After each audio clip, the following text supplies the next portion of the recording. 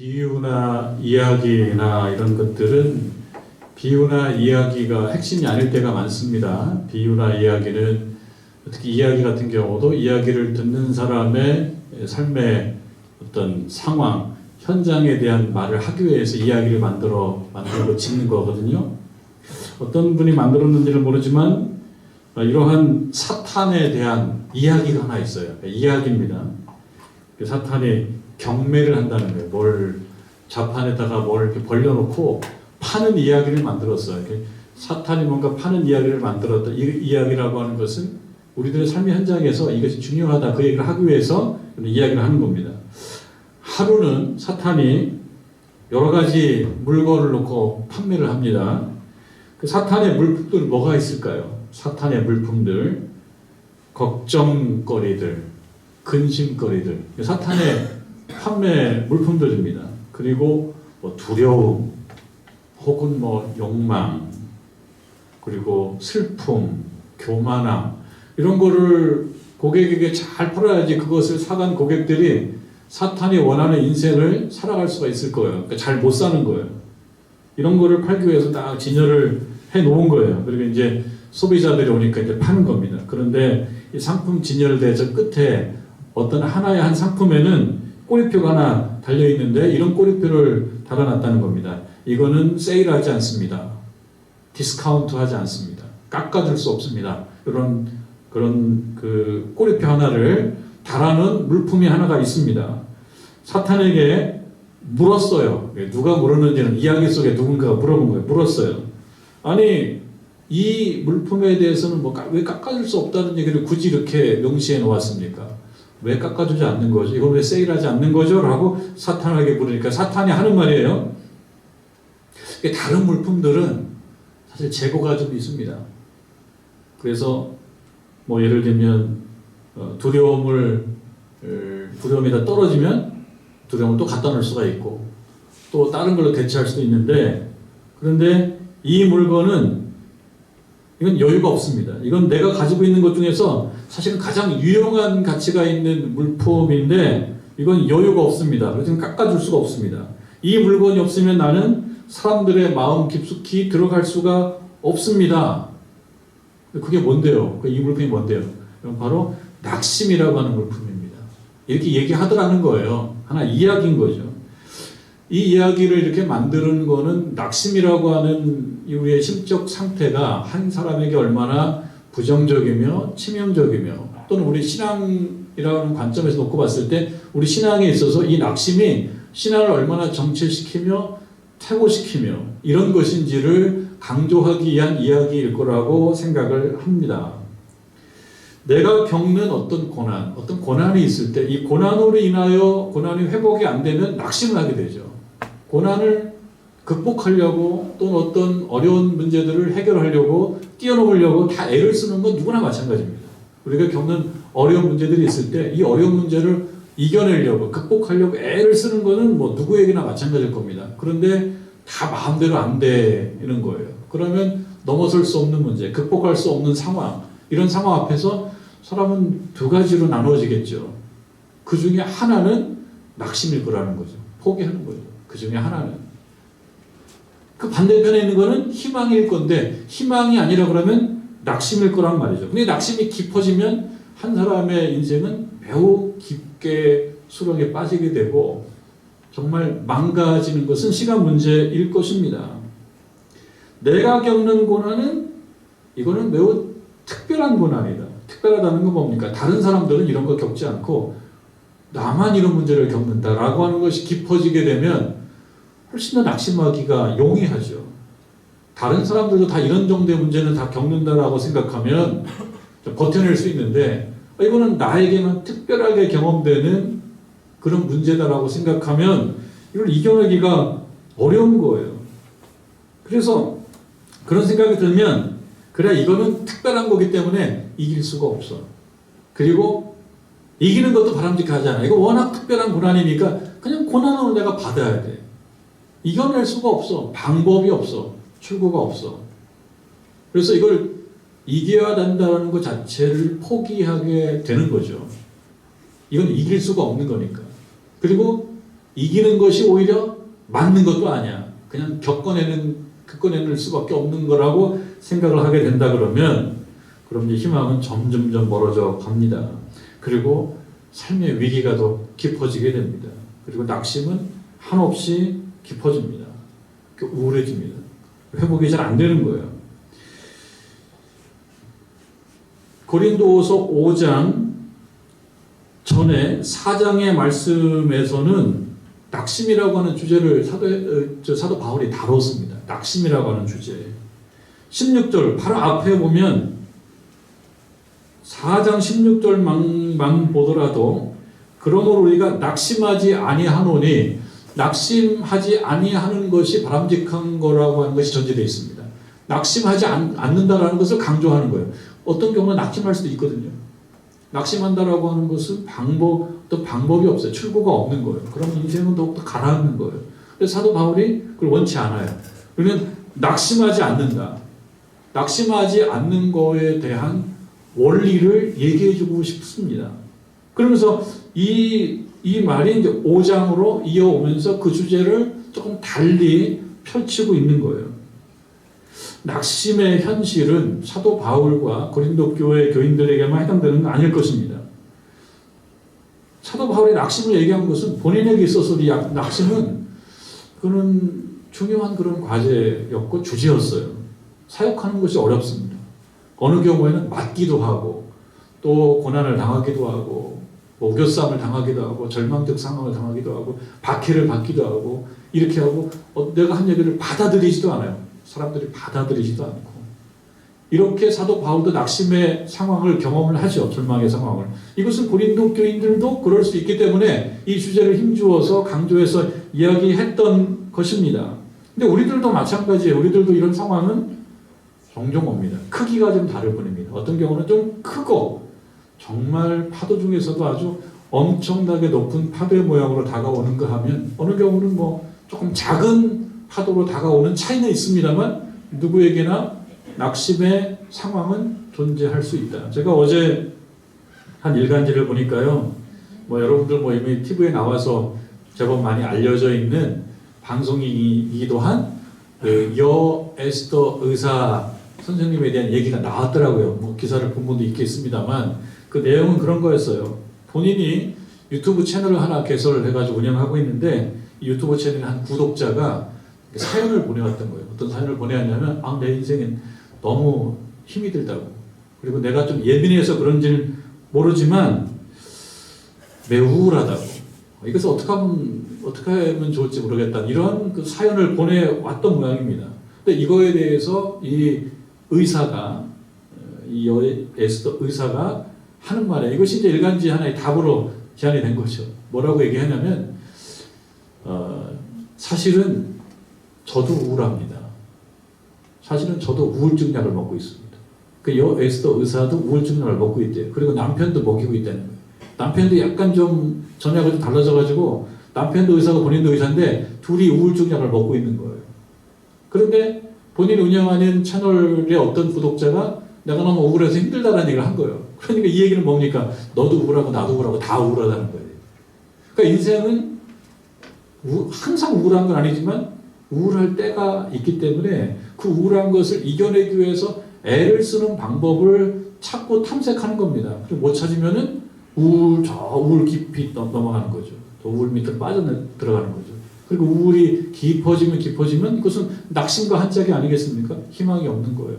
삶에 대한 희망이 없는 거예요. 삶에 대한 희망이 없으니까 삶 저쪽으로 가는 겁니다. 오늘 말씀에 의하면 벗은 자의 그런 상태로 가는 거예요. 이 말씀은 좀 후에 나올 거예요. 우리가 3절에 벗은 자로 발견되지 않으려 한다.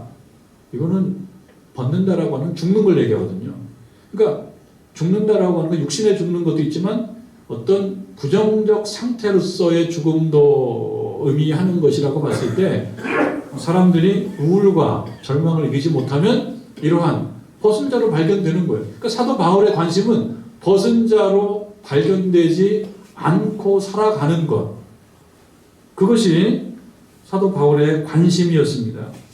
우리는 이런 그 우울과 절망이 육신적으로 올 때 있고 정신적으로 올 때가 있어요. 이게 내외적인 어려움의 현실은 우리의 겉사람을 낡게 만드는 거예요. 그것이 이제 4장에서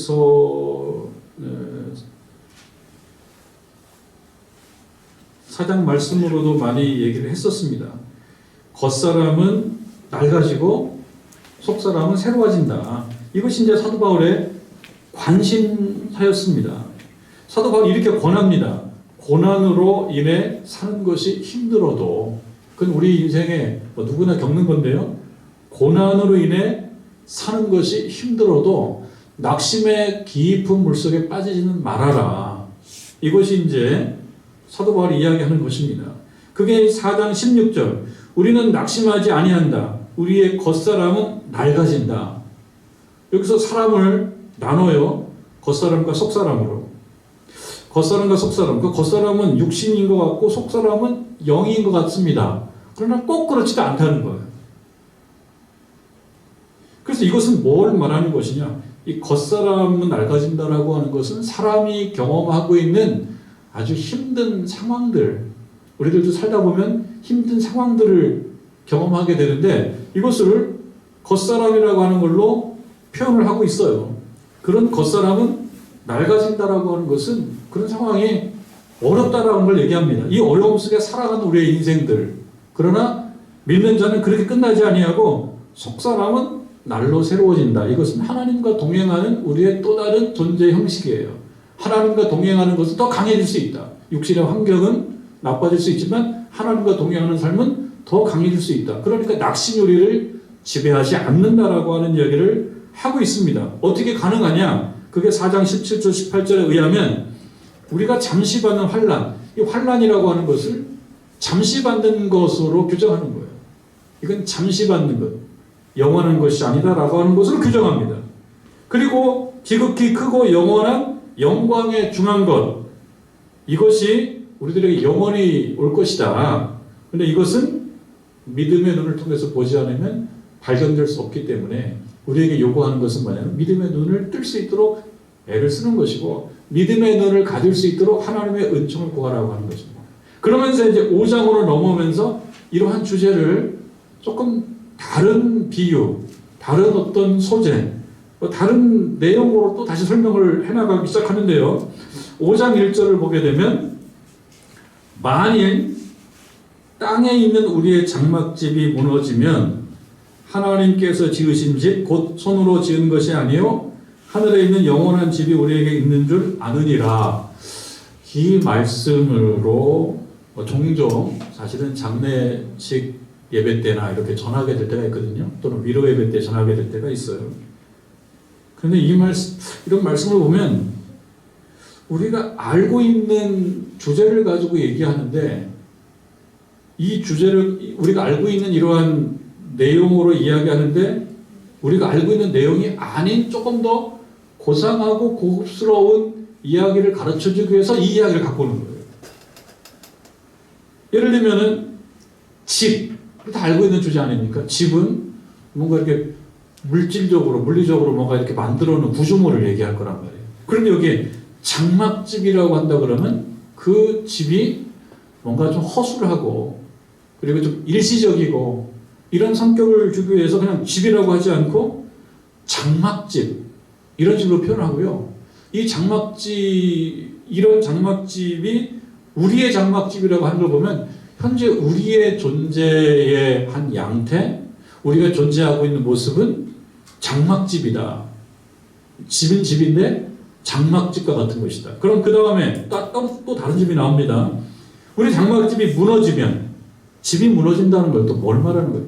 비유기 때문에 우리가 상상력을 잘 발휘해 봐야 되고 바울이 이야기하는 바를 잘 추적해 봐야 됩니다.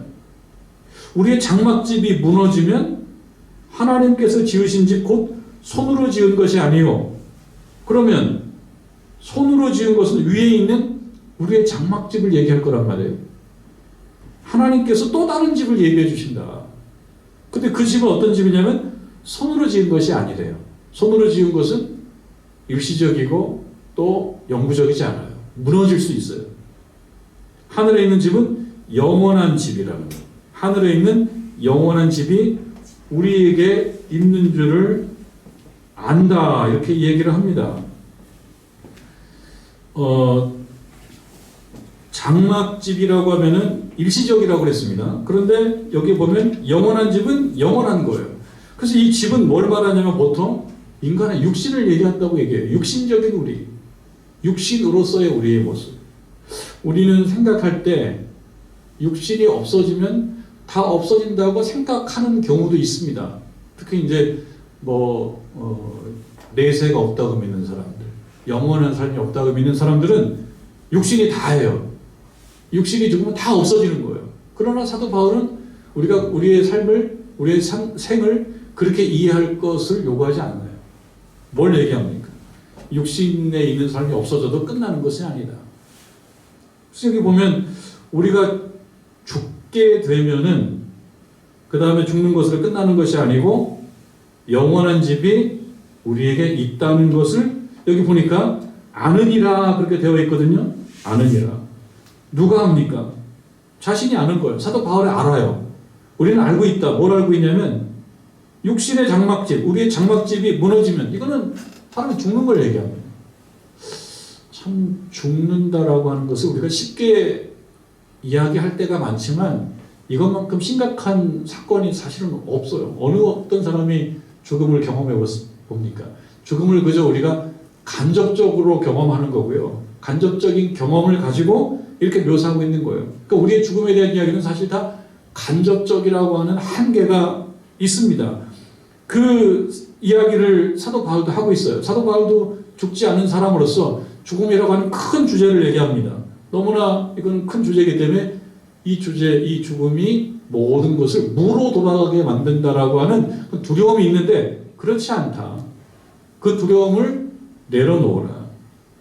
우리가 죽는다고 해도 믿음을 가진 자는 영원히 살 것이다. 영생이 있을 것이다. 라고 하는 이야기를 하는데 그것을 나는 알고 있다. 나는 알고 있다. 그러니까 두렵지 않다. 그러니까 그렇게 무섭지 않다. 이 이야기를 하는데요. 이것은 본인만 알 것을 얘기하는 것이 아니고 바울의 청중들 또한 이것을 다 믿기를 바라는 겁니다.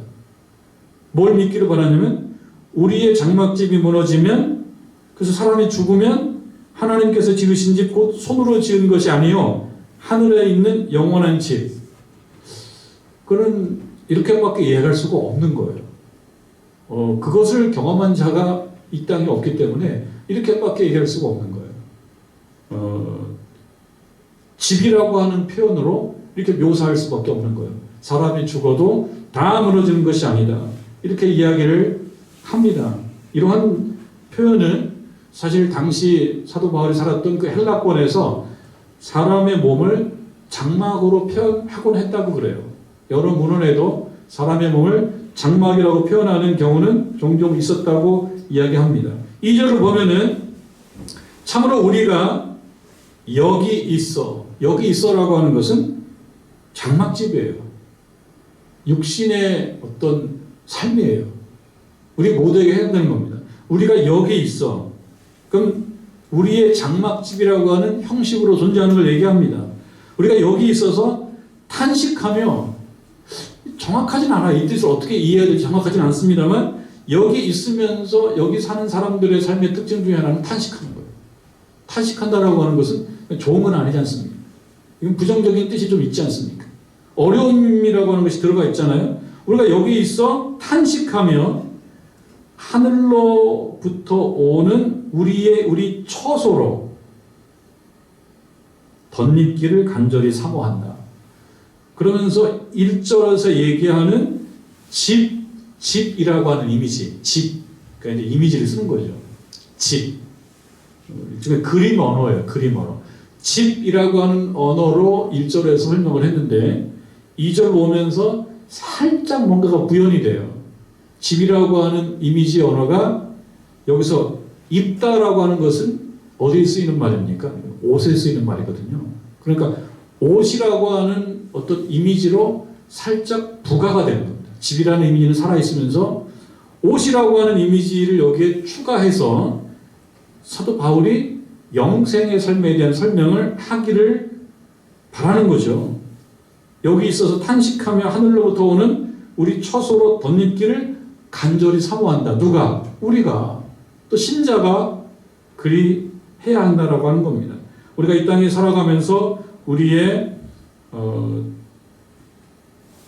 겉사람, 겉사람이라고 하는 것은 이 땅에서 살아가는 사람들의 어려운 삶의 환경을 얘기합니다. 아무리 형편이 좋고 아무리 출신이 좋고 아무리 많은 걸 갖췄다고 얘기해도 아까도 이야기했지만 누구나 우울증의 시간을 겪을 수도 있고요. 누구나 어려움의 시간을 겪을 수 있어요. 그리고 우리가 주의를 기울인다고 해도 자기도 모르는 사이에 다칠 수가 있습니다. 어려움을 경험할 수가 있습니다. 그래서 예상치 못한 공격을 받을 수 있고 예상치 못한 사고를 경험할 수가 있습니다. 그러니까 여기에 있는 사람들의 삶의 특징은 다들 일반적으로 예외 없이 다 탄식하며 사는 거예요. 탄식하며 사는 존재에게 요구되는 바람직한 모습은 무엇이냐? 하늘로부터 오는 우리의 처소로 덧입기를 간절히 사모하는 거예요. 그러니까 오늘 우리가 이 말씀을 통해서 생각해 봐야 될 것은, 아니 저는 탄식할 정도로 힘들지 않아요. 그러나 누가 자신할 수 있습니까? 우리에게 우울한 느낌, 정말 그게 언제 엄습할지 어떻게 알아요? 얼마 전에 어떤 한 영상을 봤는데 그 영상의 내용이 이런 거예요. 어떤 한 남성이 트럭을 몰고 다니면서 트럭에서 잠을 자요. TV에 나왔던 영상입니다. 언제 TV에 나왔던 영상인데 저는 나중에 본 거예요. 근데 그분이 그 트럭이 40년이 넘은 트럭이에요. 세한 자동차 시절에 나왔던 트럭이래요. 8톤 트럭. 근데 이 트럭을 보면은 40년이 넘었으니까 다 정말 고물 트럭 같아. 근데 그 트럭은 또 잘 움직여요. 그리고 거기서 잠을 자요. 그 어느 지점에 그 트럭에 있으니까 사람들이 궁금해하는 거예요. 요즘 트럭도 아니고 40년 넘은 골동품 트럭이 저기 안에 있으니까 사람들이 그 사연이 궁금해요. 아니 저 사람은 도대체 어쩌길래 저기서 이렇게 트럭 속에서, 그리고 사람들 접근도 못하게 하고 가까이서 사진도 못 찍게 해요. 그러니까 궁금하니까 이제 기자가 달라붙어서 취재하는 거죠. 그리고 이제 여러 번 시도하면서 그 사연을 들어본 거예요. 어떻게 해서 이 40년 넘은 트럭을 가지고 살게 되느냐. 그러니까 이분 하는 얘기는 결론적으로는 그거예요. 내 친구라는 거죠. 내 친구. 사실 어느 시점을 딱 넘어가니까 처음에 이 차를 샀을 때는 너무 좋았대요. 일도 참 많았고 일도 많이 하고 이 차가 얼만큼 달렸냐니까 170만 킬로 정도를 달렸더라고요. 얼마나 많이 달린 겁니까? 보통 우리가 타는 승용차 많이 타면 15만 킬로, 20만 킬로일 텐데요. 그 10배를 달립니다. 10배를. 일이 잘 될 때는 그렇게 엄청나게 일을 했다는 거예요. 근데 시간이 흘러가면서 차들도 커지고 또 자기를 찾는 사람이 적어지고 그러니까 일이 점점 줄어요. 어느 시점에는 우울증이 심하게 오는 거예요. 살 수가 없는 거예요.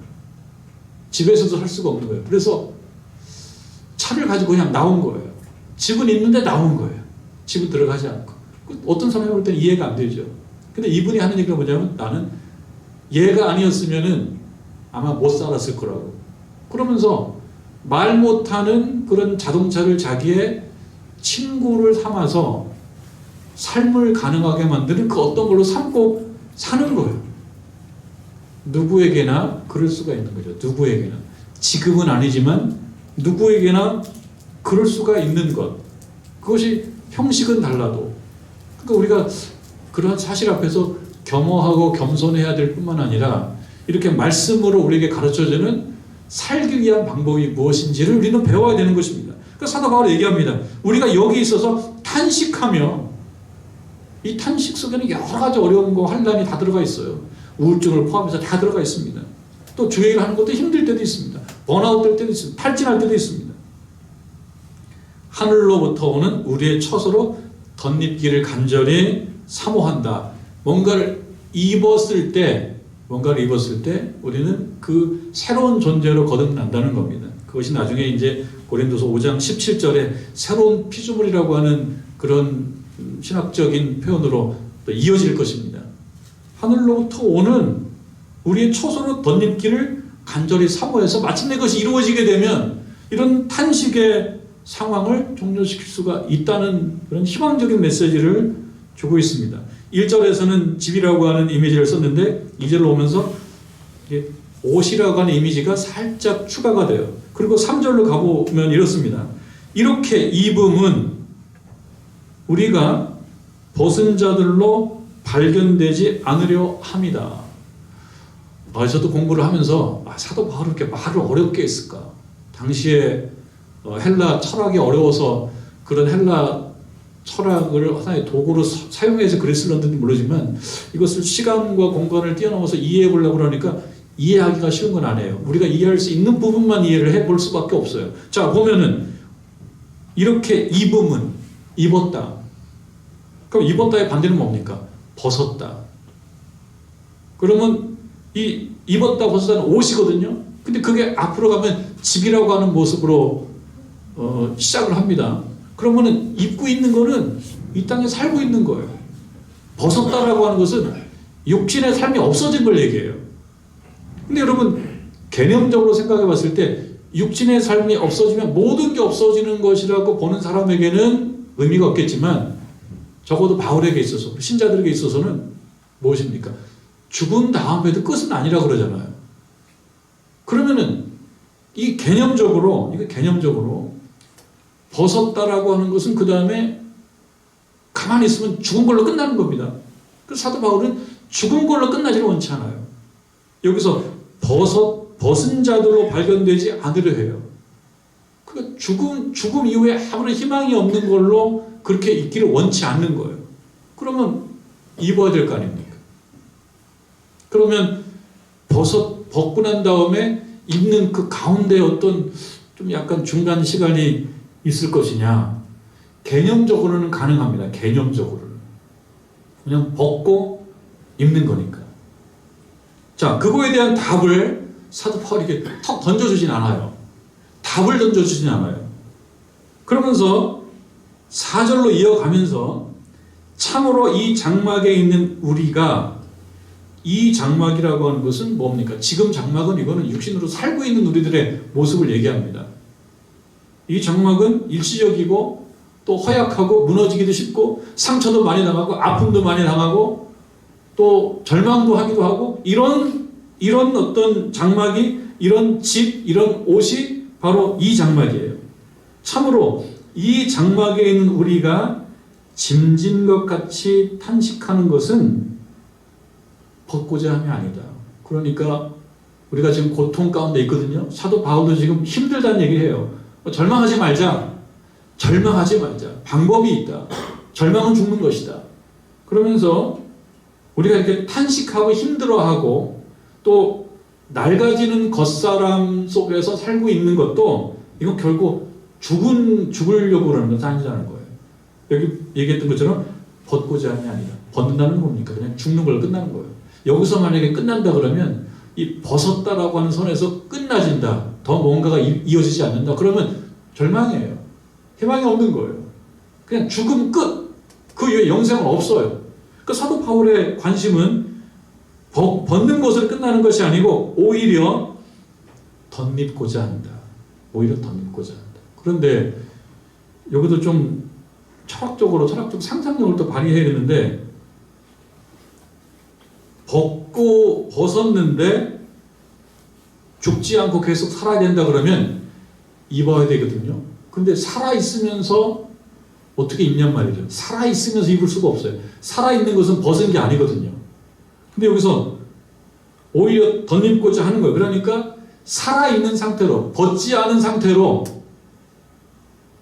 여기 보니까 벗지 않은 상태로 덧입는 거예요. 덧입어요. 근데 이 덧입는 거 벗고자 함이 아니라 오히려 덧입고자 한다. 그러니까 살아있으면서 또 하나의 옷을 입어요.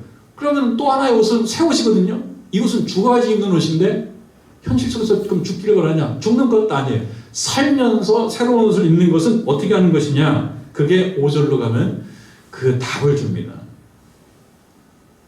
이것을 우리에게 이루게 하시고 보증으로 성령을 우리에게 주시니 그러니까 보증으로 성령을 주신다라고 하는 것입니다. 이것은 뭡니까? 죽은 다음에 벗은 상태로 그냥 끝이 아닐 거라고 하는 확실한 보증으로 우리가 살아가는 이때에 신자들에게 뭘 하나님께서 선물로 주시냐면 성령을 선물로 주시는데, 그 성령을 선물로 받고 살아가는 자는 이 땅에서 삶이 어려움이 있지만 벗은 자로 끝나지 않는다라고 하는 것을 알면서 살아가는 거기 때문에 거기에는 뭐가 있다? 기쁨이 있고 희망이 있고 행복이 있을 수 있다. 그 사도 바울이 이렇게 어렵게 얘기를 하는 이유가 뭐겠습니까? 어렵게 얘기를 하는 이유는 냉정하고 그리고 또 솔직하게 얘기하자면 우리가 살아가는 이 삶의 현장, 이것은 여기에 이 장막의 성격이 많은 거예요. 그러니까 복잡한 거예요. 이걸 복잡하게 얘기하는 이유는 현실적으로는 우울하고 절망하고 낙심하고, 현실적으로는 그만두고 싶고 아프고 슬픔이 있고 현실적으로는 그런 거예요. 그렇기 때문에 이것을 더 높은 어떤 것을 이야기하려다 보니까 내용이 어려워져요. 어려워지는데 그 어려움 속에서 우리가 잡을 수 있는 것은 성령을 하나님께서 보증으로 주셨다. 그건 이해할 수 있죠. 성령을 우리에게 보증으로 주셨다라고 하는 것은 성령을 받은 자는 그 다음에 어떤 어려운 상황이 온다고 하더라도 그것이 우리들이 새 옷을 입을 수 있는 하나의 뭐가 된다는 거죠. 보증이 된다는 거죠. 그러니까 성령의 돌보심, 성령의 인도하심을 받고 살아가는 것이 참 중요하다. 그 이야기를 강조해서 하고 있습니다. 6절 보면은 이어가죠. 그러므로 우리가 항상 담대하다는 거죠. 사도 바울. 그러니까 우리가 항상 담대하다. 하나님께서 성령을 보증으로 주셨고 나는 성령의 인도함을 받고 살기 때문에 비록 나의 겉사람이 늘 낡아지는 고통과 괴로움이 있다고 하더라도 난 담대하다. 담대하여 몸으로 있을 때에는 주와 따로 있는 줄 아노니 이는 우리가 믿음으로 행하고 보는 것으로 행하지 아니함이로다. 믿음으로 행한다라고 하는 것은요, 믿음은 그거 아닙니까? 보이지는 않아요. 그리고 실증적으로 검증이 되기도 어려워요. 실증적으로 검증이 안 돼요. 눈으로 보이지도 않아요. 그런데 그것을 믿는 거예요. 뭘로 가능하냐? 성령께서 나에게 그 마음을 주실 때 가능하다. 만약에 보는 것으로 한다 그러면 보는 것은 뭐야? 다 실증적인 것들인데 실증적인 것들로 보게 되면 실망할 게 너무나 많아요. 낙심할 것도 너무나 많고 이것도 안 될 것 같고 저것도 안 될 것 같은 거예요. 이것이 현실적이고 실증적인데, 그러나 신자는 또 사도 바울은 내가 보는 것으로 실증적으로 이것을 분별하고 그 실증적인 어떤 데이터에 의해서 내가 절망하고 낙심하고를 결정하지 않는다는 겁니다. 실증적으로 하면 다 낙심거리가 많아요, 우리들은.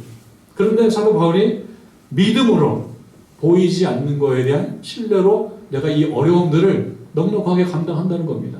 눈에 보이는 것은 잠시 잠깐이지만 보이지 않는 것은 영원하다는 것을 내가 믿기 때문에 나는 담대할 수 있다.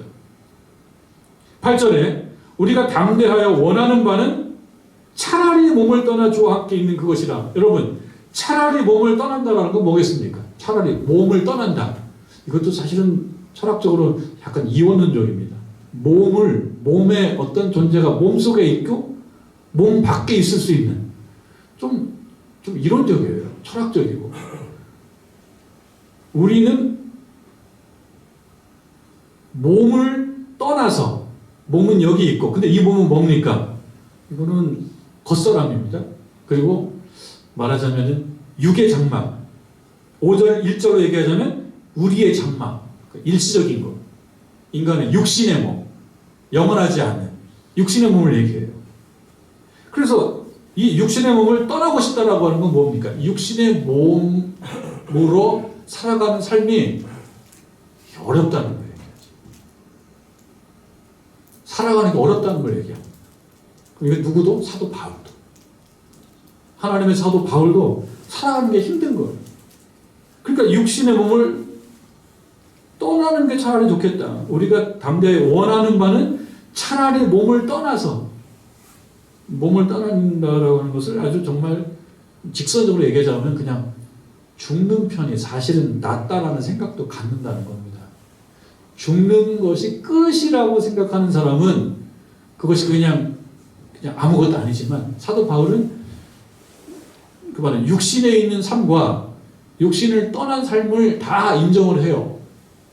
그래서 육신에 있는 삶은, 육신 속에 사는 삶은 겉사람, 낡아지는 겉사람이에요. 이거는 힘든 거예요. 그러니까 그것을 믿는 사도 바울 입장에서는 사실은 육신의 몸, 이거를 떠나고 싶어요. 그러면은 떠나서 어디로 갑니까? 5장 1절의 용어로 얘기하자면 하나님께서 지으신 집, 곧 손으로 지은 것이 아니요 하늘에 있는 영원한 집, 여기를 떠나면 그걸로 갈 수 있어요. 그러니까 이것을 믿는 사도 바울 입장에서는 떠나고 싶어요. 왜 그렇습니까? 힘드니까요. 우리들도 종종 그런 유혹을 느낄 수도 있습니다. 그러니까 이것을 또 다른 말로 얘기하자면 자살 충동이라고 말할 수도 있어요. 자살 충동. 자, 그런데 몸을 떠나 주와 함께 있는 것이 우리가 바라는 건데, 그러나 내가 중요하게 생각하는 것은 몸으로 있든지 떠나든지 주를 기쁘시게 하는 자라고 하는 것이 중요하기 때문에, 내가 몸으로 있을 동안에는 이 상황에 맞게 주를 기쁘시게 하는 것이다. 그렇게 살겠다. 사도 바울이 다른 서신서에서 얘기하는데요, 떠나고 싶어 할 때가 있어요. 쉽게 얘기하면 죽고 싶은 마음이 들 때가 있어요. 일종의 자살 충동을 느낄 때도 있어요. 그러니까 내가 끝내고 싶은 거예요. 빨리 여기를 끝내고 그냥 저쪽에 영원한 집으로 가고 싶은 마음이 들 때가 있는데, 그거를 어떤 식으로 해결을 하냐면, 이 집에서 말하자면 이 육신의 몸 속에서 살아있는 것으로 자기 죽음을 말하자면 일을 실현시키는 게 좀 어렵습니다. 그러니까 육신은 죽는 거예요. 육신은 언제나 끝나는 거예요. 언젠가는 끝나요. 난 죽고 싶어요. 그럼 이걸 어떻게 해결하냐면, 적극적으로 죽음이라고 하는 육신 속에 살아가는 형식으로 내 죽음의 욕구를 실현시키겠다라는 쪽으로 방향을 잡아요. 그거 좀 어렵습니다. 조금 더 쉽게 나름대로 한번 설명해 본다 그러면, 살아가는 거는 일시적인 거고 허약한 거고 고통도 많은 거고 어려움이 많은 거, 이걸 끝내고 싶지만, 그렇게 죽음이라고 얘기하는, 죽음과 가깝고 결국은 죽음으로 가게 되는 이 육신 속에서 살아가는 방법을 택함으로 자기의 죽음의 욕구를 실현시킨다면, 이것은 죽음을 위한 죽음이 아니라 삶을 위한 죽음이다. 제가 말하는 저도 힘들어요. 말하는 저도 복잡한데, 그러나 사도 바울은 그런 식으로 얘기합니다. 그래서 우리가 몸으로 있든지 떠나든지, 그러니까 죽든지 살든지, 영적, 그러니까 존재가 육신의 몸을 가지고 살아가든지 아니면 천국에서 살아가든지, 중요한 건 뭐냐면 주를 기쁘시게 하는 자가 된다라고 하는 것이 난 가장 중요하다. 하나님을 부르시는 그날까지는 나는 하나님을 기쁘시게 하는 인생을 살 거다. 힘들어도 나는 절망하지 않고 낙심하지 않고 하나님을 기쁘시게 하는 인생을 할 것이다. 그럼 어떻게 하면 하나님을 기쁘시게 하는 인생을 살 거냐? 그거에 대해서는 정확히 얘기하고 있지 않습니다. 그러면 사도 바울이 고린도전서 13장에서 계속 강조하는 건 무엇입니까? 사랑이잖아요, 사랑. 그러니까 이것을 하나님을 기쁘시게 하는 삶을 한 가지를 얘기해 본다 그러면, 사랑을 실천하면서 그 어떤 사람에게 이렇게 절망을 하게 만드는 죄를 범하는 것이 아니라, 사랑을 실천해서 희망을 갖게 하는 덕을 쌓는 인생을 살아가는 것. 그럴 때 10장에서 얘기하는 우리가 반드시 다 그리스도의 심판대 앞에 나타나게 될 텐데, 그때 하나님께서 너 참 잘 살았다, 이렇게 평가하실 거라는 것이죠. 10절의 말씀은 그거예요. 우리가 다 그리스도의 심판대 앞에 나타나게 되어서 각각 선악간에 그 몸으로 행한 것을 따라 받으려 한다. 우리 모두가 심판대 앞에 설 거라는 얘기를 합니다. 그 얘기는 뭡니까? 이 땅에 살아가는 것이 의미가 있다. 내가 선한 행동을 해도 나중에 없어질 건데, 그게 아니고, 내가 선한 행동을 하고 선한 삶을 살아가면 그것이 없어지지 않고 하나님께서 기억하신다. 그 보람인 거예요.